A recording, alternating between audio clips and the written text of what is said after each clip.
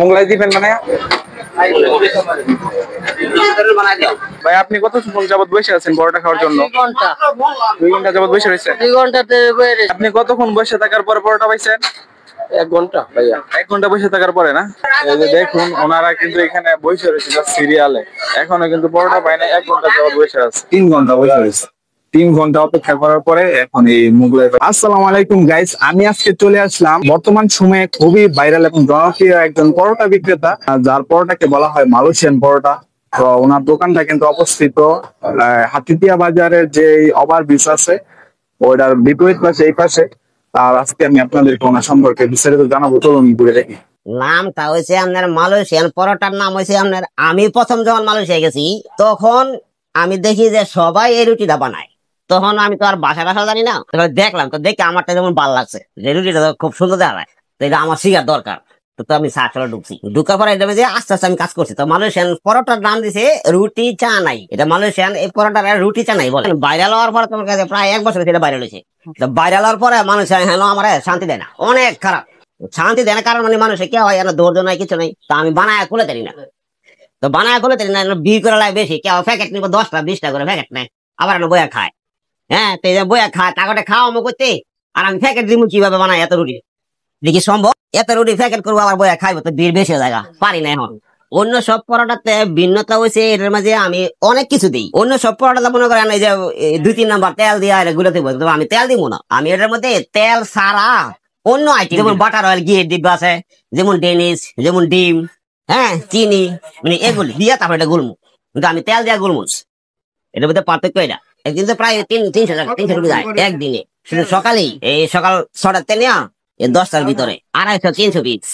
আমার কোনো অসুবিধা নাই এমনি, কিন্তু ভালো লাগে আমার কাছে যে দর্শকে আমার দেখে রুটি বানাই, ভালো লাগে আমার কাছে। কিন্তু মাঝে মাঝে এরকম বিরক্ত করবো, তখন আর আমারটা ভালো লাগে, অনেক খারাপ লাগে। তখন মনে করেন তৈরি করতে হইব, কিন্তু কি ধৈর্য নাই, ধৈর্য ছাড়া।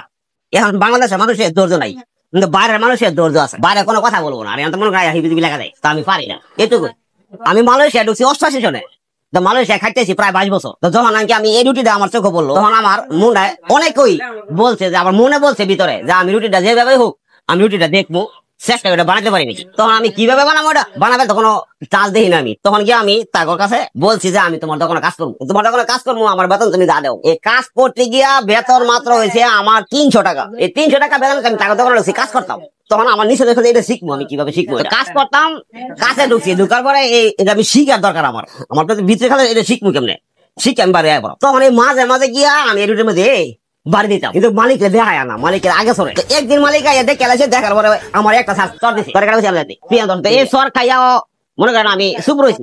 তো আমার লগে যারা কর্মচারী আছে হেরা কোনো কয় না, হেরা তুই করে শিখবি, যত ছিঁড়ে যাবো গা তুই ডেরু ফেলাই দিবি মালিক আইবার আগে। তো ছিঁড়ে গেলে ডেরু ফেলাই দিতাম। তো এমনি করতে করতে করতে করতে মনে করেন আমি এটা শিখছি। শিখার পরে এইবার আরো দোকানের মধ্যে আমার বেতন হয়েছে 1800 টাকা। 300 টাকা বেতনের কাজের 1800 টাকা বেতন হয়েছে আমার। এখন দেন আমি কিভাবে শিখছি, কিন্তু শিখে এটা দেরি হয়েছে, কিন্তু আমি একদিনে শিখছি। হ্যাঁ, তখন কাজ করছি, হে আস্তে আস্তে গিয়ে আজকে সাইডটা বাড়ি দিছি, কালকে সাইডটা বাড়ি দিছি, এমন করতে হতো 10টা 20টা ফলা, কিন্তু মালিকে দেখছে না, মালিকের অনদেহিল। আপনি কতক্ষণ বসে থাকার পরে পরোটা পাইছেন?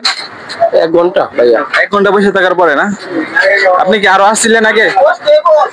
আসছি ভাই, আজকে কত আসলাম, কে কত পাইছেন? পরোটা খাই কেমন লাগতেছে? ভালো এখন। এই যে দেখুন ওনারা কিন্তু এখানে বসে রয়েছে সিরিয়ালে, এখনো কিন্তু পরোটা পায় না। 1 ঘন্টা যাবত বসে আছে। এই যে আরেকজন ভাই এখানে বসে আছে। ভাই আপনি কতক্ষণ যাবত বসে আছেন পরোটা খাওয়ার জন্য? 2 ঘন্টা। 2 ঘন্টা যাবত বসে রয়েছে। 2 ঘন্টাতে বসে রয়েছি, কিন্তু আমরা স্থানীয় লোক হয়ে আমরা রুটি পাই না বাইরের জন্য। বাইরেরা আসছে এরা 5-10টা খাবে, মিস নাই। একজনে 10টা খাই, মিস নাই। একজনে 10 টাকা খাইয়ে ফেলে, এই জন্য মানে পরবর্তীতে যারা আসে তারা পায় না সহজে।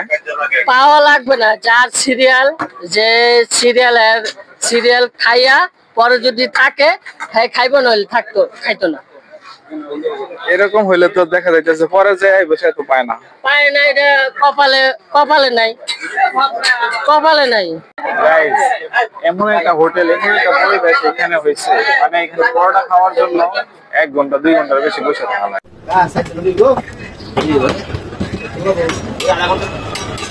আধা ঘন্টা লাগবে,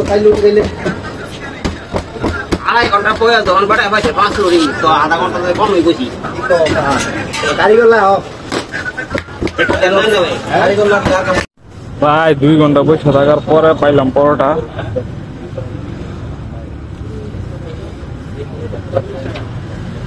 পরোটা আসলে একটু অন্যরকম ইউনিক, আসলে পরোটা অনেক মজা, এই জন্যই কিন্তু মানুষ বেশি পাগল। একদম 5-10 করে খেলায়, পরে যারা তারা পায়। ওনার এখানে কিন্তু একজন কর্মচারী বা লোক রাখা হবে, যদি কেউ এরকম কাজ করতে চান এখানে তারা কিন্তু ওনার সাথে যোগাযোগ করতে পারেন, আসতে পারেন। ওনার এখানে কিন্তু লোকের প্রয়োজন। গাইস, মোগলাই তো জীবনে অনেকেই খাইছে বা অনেক খাইছে, কিন্তু এই প্রথম মনে হয় জীবনের যে এই জায়গাতে আইছে একটা মোগলাই খাওয়ার জন্য 3 ঘন্টা বসে রয়েছে।